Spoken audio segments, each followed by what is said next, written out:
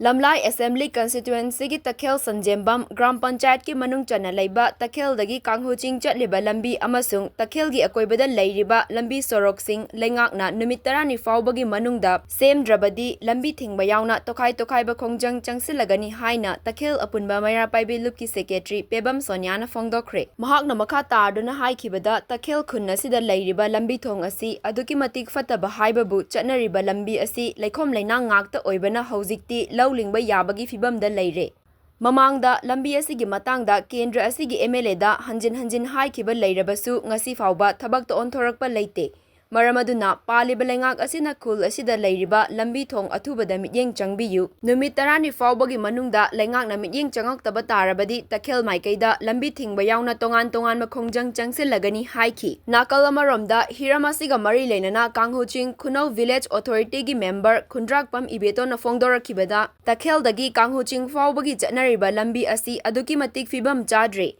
Hana leiramliba koila lambi asigi mathakta lengang haijanbana maram oiraga lambi asida achat awok tawbada nungaitabada natana gari tusanba masing thingamdre sinmina namna leiba lam oibana gari macha tonglaga thabak suba chatluraga numidang halakpada gari tusandana doctor yaunaba asida sunatana cycle tonglaga school chatlamba satra singsu school chatpada kudong chadabana lairik tamba leptuna leirakpa numit yamle maramaduna paleba lengak asina athubada mityeng changbinaba mari leinaba singi pukning chingsilakhi Kogi lamai kendragi email na su koi hanjanan na budi hajaru bani hanna su birekte adugo laibang ni kothok pani tawraga matai de pesala thamade nungchu matam dri satpa khopa se amata yadre ni sida accident tawba khotpa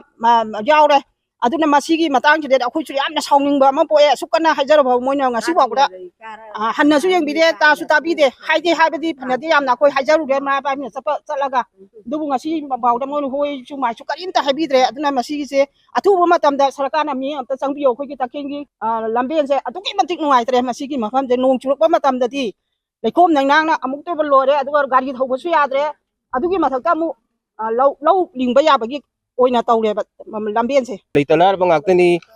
ajik su nom na sa bangaktani chatabasu ya de nom dabasu ya de angang iskun chatabasu ya de angang i sakal tonga iskun chatpani chalu yadre adu gari masana angang thinbasu yadre adi ana yek pukhatbasu yadre lalolitik tawgudaba gari tonga chakadabasu chatpa yadre punamak si akoi yamna wana leitalar mayamji awa mathakta hena awa badu were masi mailenaba singa amukta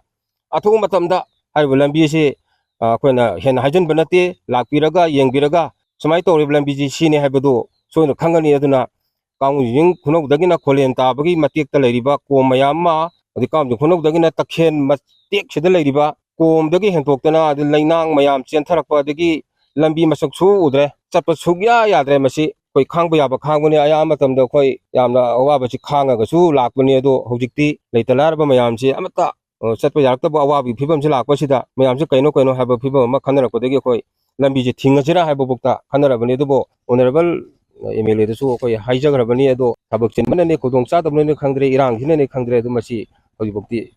sembirakri haitar